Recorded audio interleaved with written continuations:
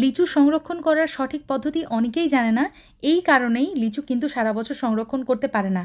তবে আমি এমন একটা পদ্ধতিতে লিচু সংরক্ষণ করি, যেটা কিনা ১ বছর পরেও লিচুকে রাখে একদমই ফ্রেশ, একদম টাটকা। আমি একদম প্রুফ সহ এই রেসিপিতে আপনাদেরকে দেখিয়ে দিব। প্রথমেই আমি কতগুলো লিচু নিয়েছি। লিচুর মুখের সামনে একটু ডাঁটা রেখে তারপরে আমি কেটে নিয়েছি, খেয়াল করেছেন নিশ্চয়ই। এই লিচুটা এত মিষ্টি ছিল মাশাআল্লাহ! কয়েকদিন পরেই লিচুর সিজন শেষ হয়ে যাবে। তো এটা কিন্তু আর খুঁজেও আপনারা পাবেন না। যাই হোক, লিচু সংরক্ষণের ক্ষেত্রে ১ম ভুলটা আমরা কিন্তু এখানেই করি। লিচু কিন্তু কখনোই পানি দিয়ে ধোয়া যাবে না। সাফ কথা বলে দিচ্ছি, একদম পানি দিয়ে ধুবেন না। আপনারা দরকার হলে পরিষ্কার টিস্যু দিয়ে বা টাওয়াল দিয়ে সুন্দর করে মুছে নিবেন। পানির সংস্পর্শে আনা যাবে না। এখন একটা বক্সের মধ্যে আমি নিউজপেপার বিছিয়ে দিয়েছি। তার মধ্যে লিচুর লেয়ার এভাবে আমি সাজিয়ে দিলাম।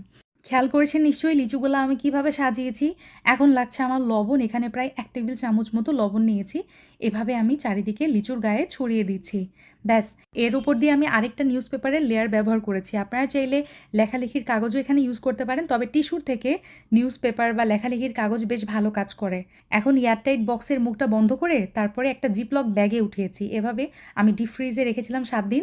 তো ৭ দিন পরে আপনাদেরকে দেখিয়ে দিচ্ছি। এই যে দেখেন, আমার লিচু একদম ফ্রোজেন হয়ে গেছে। এই ফ্রোজেন লিচু পানিতে দিলেই দেখতে পারবেন একদম আগের কালারের মতোই হয়ে যাবে লিচুটা। একদম ফ্রেশ লিচু যাকে বলে।